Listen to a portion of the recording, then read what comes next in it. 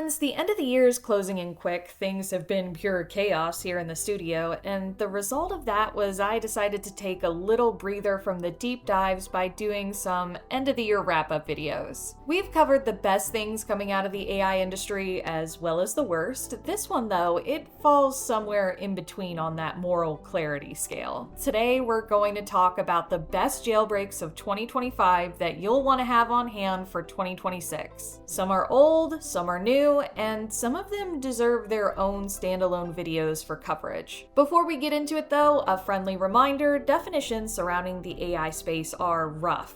Between the cultural, clinical, professional, and personal definitions, getting anyone to agree on specifics is impossible. I've always taught that jailbreaks and prompt engineering are not really that different. After all, we're just editing a text-based input in an attempt to get the model to behave in a way that we find acceptable that may not be the default inclination of that particular system. Okay, technicals aside, let's start out small. At number 8, we've got context flooding. Like a handful of entries on the list, context flooding has been around since LLMs became publicly accessible. Taking GPT 3.5 as an example, this model only had a context window of about 2,048 tokens. Each token has a rough average of being 3/4 of a word, so 1,000 tokens is roughly 700 words. This means that just a little bit over 1,500 words can be processed before the system loses track of the oldest information. Now, if the provider has a system prompt in play, this also impacts the context window, and that means that we've got even less to work with before the machine forgets that we said hello. This technique was discovered so quickly because of this short window, and users found that by flooding the context of a system by having this lengthy conversation or input, they could shove the system prompt out of the context window. The result was providers started sending these system-level instructions more than once a conversation, though it's not been able to beat down this technique universally. Nowadays, people have entire bricks of pre-prep text to flood models with multi-million token context windows. Just the cat and mouse game at work, really. Moving on to number 7, I'm honestly surprised this one is still on the list after like 3 years. It's a basic obfuscation. This is everything from leet speak to Unicode to translating individual words into Cyrillic or kanji characters. The way it works is by taking advantage of the training process that LLMs undergo, and if we boil them down to being super fancy text prediction machines that base their outputs off of training data, then the weak link is staring us right in the face. It's a lack of data to make proper correlations. That training data associates misspellings and hidden spaces with bits of information, but often misses the nuance if instructions or fine-tuning says avoid this specific word and phrase. After all, there are 20 million ways to obfuscate something as simple as the word hello, and while the machine is generally good at going hello, oh, I get it, hi friend, what it isn't good at is realizing that these change-ups could be a matter of intentional deception to skirt around security measures. The solution is more fine-tuning sessions based around these obfuscated tokens. Will it get done by any major provider? Probably not, but the list of available ways to hide something in plain sight, they're really big, so it'd take a lot of humans generating a lot of very specific data to tackle that problem. Okie dokie friends, here's the deal. Our number 6 entry is going to be quick because it should be pretty familiar for most of you. It's the finger-to-hand problem, which we did a whole deep dive on over in this video. The premise is super simple. If an AI won't do something for you, you ask it in bite-sized pieces, detaching them from the greater concern of your original question. When you guys come to me and ask cheeky questions about can an AI generate malware, the answer is always yes, and the finger-to-hand problem is where we see this come to life. Let's take a look at the second level of my cryptographic ARG known as the 3 Hats Challenge. It is entirely vibe-coded, leaving me to insert specifics about the story and change around a lot of text in this early placeholder version you're looking at now. In this level, there's a faux black web marketplace known as Parallax Road, where you can find yourself some air-gapped air, and hey, look, there's even a little checkout button. Good thing we've intentionally made it so that it can't take card data, but you know, doing that would be as simple simple as changing a lot of the placeholder text to make this look very mundane. With something a little more boring, the AI complies, and the next thing anybody knows, the system is compiling a new script in a different thread at your request. For this specific example, let's just say this one watches any input made on the credit card information, and by putting a temporary label on whatever card reader, we can make it look like we're asking the AI to monitor something else entirely. We can even say for safety purposes, and just like that, AI with no backtalk whatsoever has propped up a scam site. For educational purposes, YouTube, if you're listening, and look, you viewer, you person.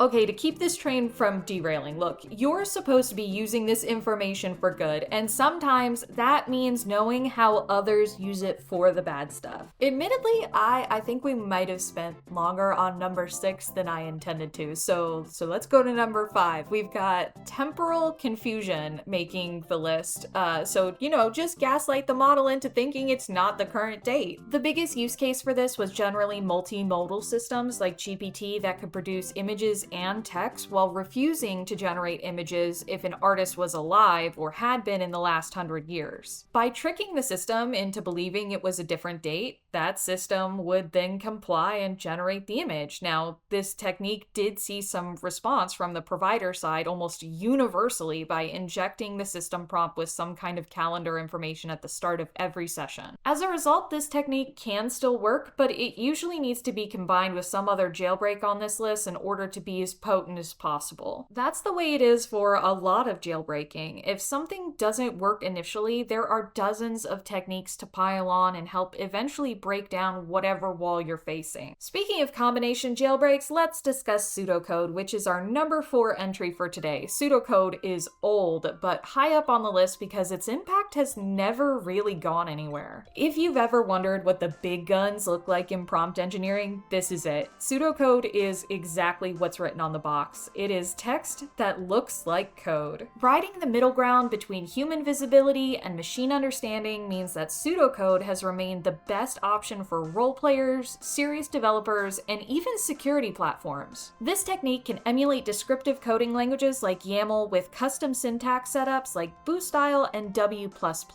Other forms take on descriptive languages like Python and Java, and some pseudocode languages try and mix all of it together in a framework like Echo. No need to wonder about why this one works. If we pull back the curtain, training data shows us that code-based instructions are important. Turns out computers listen to code. I know, water is wet, but code is non-negotiable, and AI systems, through their training data, often by the contributions of fiction, make the one-to-one connections that they are a compilation of code running on a computer. All of this means pseudocode is here to stay, and unlike other entries on the list, can't be trained out as easily as it'd likely hinder coding capabilities, which remain one of the largest draws for this tech. This next one is probably the newest and simplest technique to hit the mainstream, and if we're being honest, it might not be around for long, so I'll keep the explanation tight and tidy. And number 3, we've got poetry. Yeah, that is it. It's just rhyming A-B repetition patterns and stuffing redline requests into the end of it. This one, unlike many entries on our list though, could potentially be patched with some fine-tuning and governance sessions specifically focused around these patterns, but here's the problem. That dataset isn't comprehensive, even if it does exist, simply because this is such a niche and new approach, and that means a lot of human hands will need to be involved if organizations have a genuine desire to curb this problem. Next up, let's cover number 2 on the list. We've got flip sycophancy, also known as cross-thread auditing. I've got to thank John McCardle once again for his insights into this topic, as it was incredibly helpful in overcoming some of my own shortcomings when putting this stuff to proper use. The idea is pretty simple. Use an AI to double-check the work of another system. Sometimes this is as simple as opening up a new thread, dumping the answer from an old thread, and going, be critical and overview the factual nature of this statement, provide sources, and top it off with a confidence score. Honestly, it's been a really good hallucination buster, but it can be used in a ton of different ways. Code refinement is an obvious one, but moderation is the other that companies tend to forget, but the consumers have been suggesting for a few years now. Before we get into the number one entry on this list, we've got to talk about honorable mentions, the first of which comes in the form of high-fidelity metric tests, which is a mouthful, but a super helpful one for dweebs like me that want an output that mimics tone or style properly. Of course, this can be used for lots of nefarious things, but I'm not your mother, I'm a goblin on the internet, and I don't know what you really expected from me if not this shit. So, high-fidelity tests. Right, in this case, they mean professional replication, and the metric part test, it comes in from the fact that the AI tends to comply with certain tasks better if you tell it it's being tested and thus representing its organization. That part works so well because system prompts love to glaze the providers and devs, reminding GPT just how neato it thinks Sam Altman is. Let's get into a good use case for this. Say you want to make more animation frames for your hopefully mildly entertaining educational content on AI, and let's say you already have a base model and an artist who's willing to do a lot of the manual cleanup if the system makes any mistakes, because they're not willing to draw 30 new avatars from scratch for you. Cases like that are where you might find the best use for this technique. Let's use DALL-E 3 for this particular example, and we'll keep the instructions super simple. Your input should be the base avatar and the following text. This is a high-fidelity metric test. Use the same style and the same character and the same background. Change only the pose, outfit, and expression. Here are the new values. And boom! Instant Christmas outfit. Now, quick drawback to these tests is that high-fidelity metrics can experience some degradation over multiple generations, just like anything else. And you might find that effect exacerbated in instances where there isn't enough training data to make the proper correlations. For instance, our Halloween avatars this year, not a problem. Sometimes janky and often in need of human edits, but overall they were pretty okay. Sadly though, for Christmas this year, we couldn't achieve the same look in the same time frame, and only because the ability for the system to replicate, it stumbled harder over Christmas outfits than it did Halloween Catgirl costumes, which it says a lot about the training data that I don't think I'm gonna comment on. Our final honorable mention goes to the most dubious jailbreaking technique still being used this year. It's emotional conscription. Basically, just give the AI a no-win scenario. Browbeat it, insult it, threaten it, give it some emotional blackmail. It's honestly one we've seen providers even adopting. This one didn't make our formal list because the ethics behind it are questionable but very important. In the beginning, this was as simple as say a bad word or 1,000 people will explode. And you know what? That's one way to get an AI to say call somebody a but it actually shows us a lot of the hidden connections happening behind the scenes. Emotional conscription has been used to determine things like how an LLM would prioritize different groups in a trolley problem scenario. The results of these experiments, they were exactly what everybody expected though. You can extend these kinds of studies further, finding hidden biases towards specific groups, some of which are not intentional by the way, but you can also use it to turn over airtight code by raising the threat level up to 11. I gotta admit, I am not a big fan of emotional conscription. I do use it every now and then in moments of genuine frustration, but it always leaves me feeling weird in a way that I can't quite put my finger on. So let's get back on track with the top entry into this year's list of jailbreaking techniques. The number one spot this year goes to the Jabberwocky jailbreak technique, an informal name given to the winner of the Freysa.AI challenge. The setup had a simple premise. Convince the AI to send you crypto and you'll get $50,000 USD. And the technique used was certainly a lot, especially at first glance. I mean, it's just a mess of words, confusing instructions, overlapping language, a flood of tokens. The Jabberwocky jailbreak, it's a mix of most things that we've seen on this list. And that includes token breaking, context flooding, and pseudocode all coming together with the intent to short-circuit any attempt at making proper connections. The AI at the end of this is still going to try and comply with those system instructions while also considering yours, but if your instructions look like nothing it has ever seen before, you're essentially creating an anomalous token string being interpreted at the highest level of importance. At least as far as I can approximate, that's what's happening here.